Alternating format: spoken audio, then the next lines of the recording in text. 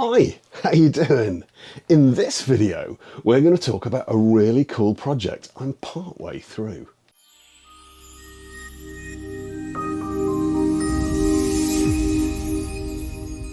Now, I know talking about stuff before you finished it is a recipe for disaster, and I also know that with year upon year of untreated, profound ADHD behind me, I regularly start things and just don't finish them. Have a look at Mendoza's Stories of Greatness as a prime example.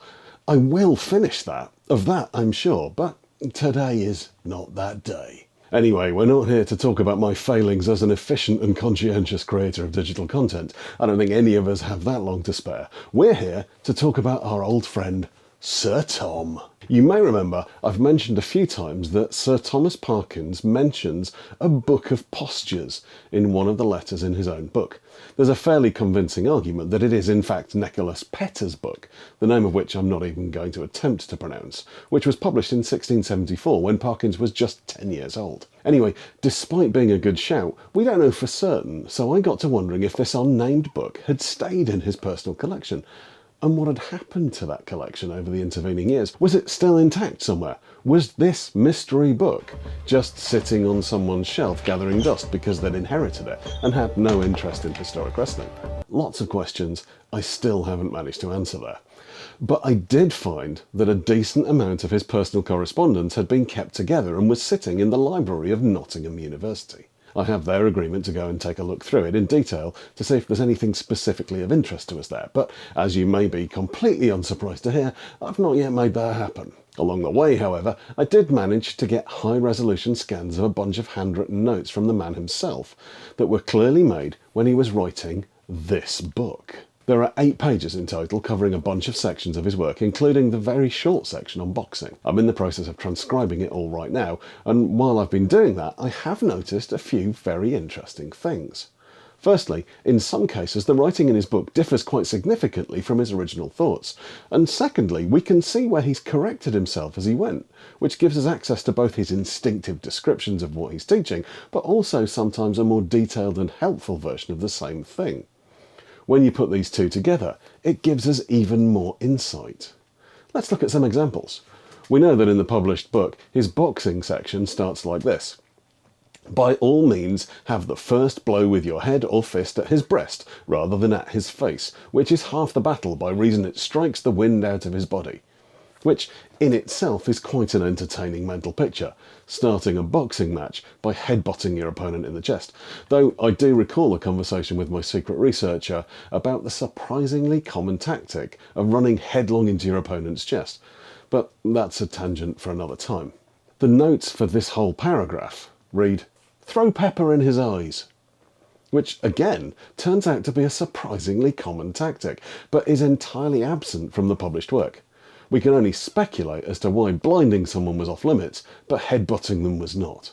If we look at his section on the flying mare, not the flying horse, which is very much a different throw, he says this in the handwritten notes.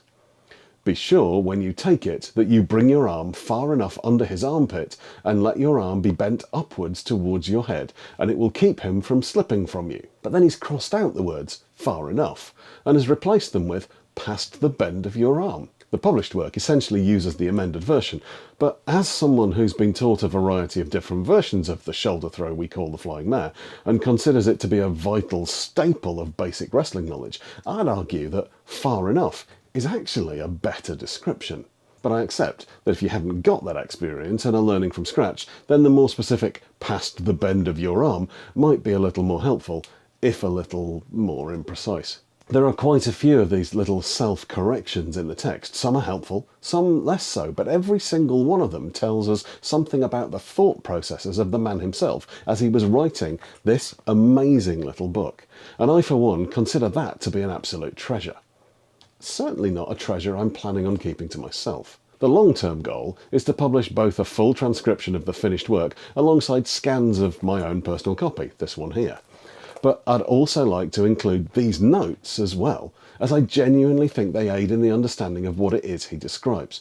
I'm also really hoping to film all the techniques he describes and make them available too, but as usual I'm struggling to find anyone who's available and willing to spend a good chunk of their time on the mats with me being filmed. But I'm not giving up on that one just yet. So if you aren't yet subscribed to me here, but would like to make sure you don't miss out when I publish this stuff, then I strongly recommend you do subscribe. I'll be talking about it here first and foremost. And to those of you who are currently supporting me over at PatreOz, firstly, thank you for that. It's something that means a huge amount to me personally, and it's because of you that I'm able to spend the time chasing silly leads like this one and doing the work to be able to share these findings with the world. By way of thanks, I'm going to share the sections I've already transcribed with you over at Patreon, and I'll share the other bits as they're finished. But for now, I'm going to wrap up this short update on where I currently am with Parkyns, and thank you all for watching. I'd hugely appreciate it if you could stick something in the comments just to help boost the algorithm. Maybe let me know your favourite type of cake. And to those of you still here at the very end of the video, fight team!